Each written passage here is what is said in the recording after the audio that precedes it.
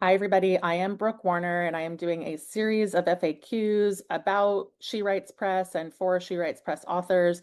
And this one has to do with our relationship with Simon and Schuster. What is our relationship with Simon and Schuster? What does it mean that we have traditional distribution with Simon and Schuster?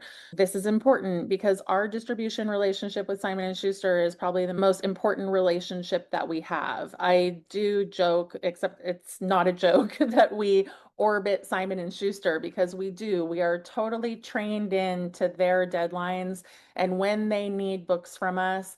And all of the deadlines that we have are pretty much lined up with their schedules. So, what that means is that we have long lead times from the time of signing until your book comes out. It's going to be a year and a half typically. What Simon and Schuster does for us is they act as our sales force, and that is a really important relationship.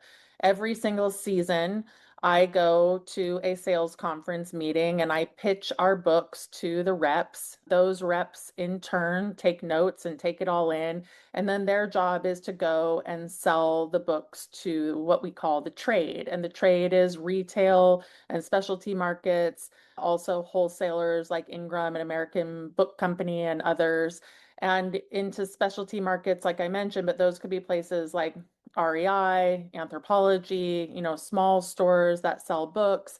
And so they do have a huge job as our sales team.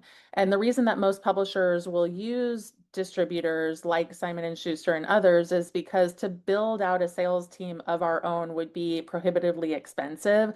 And so it's a commissioned sales force that is incentivized to sell our books because they are taking a commission of every single sale. So being with the Simon and Schuster family, so to speak, means that we are one of their publishing clients. And this is important, I think, for authors to know. Simon and Schuster's imprints, if you are publishing on Simon and Schuster, they have a totally separate sales force. So Simon and Schuster sells its own books through its own sales force, and then they sell their publisher clients through a different sales force.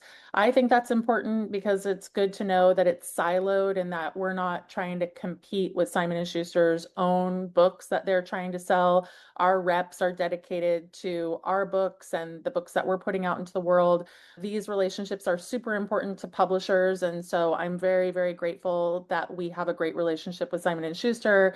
Our sales are strong, the energy is good, and for us, this is a pivotal and important relationship that I am happy about and always eager to inform authors how it works.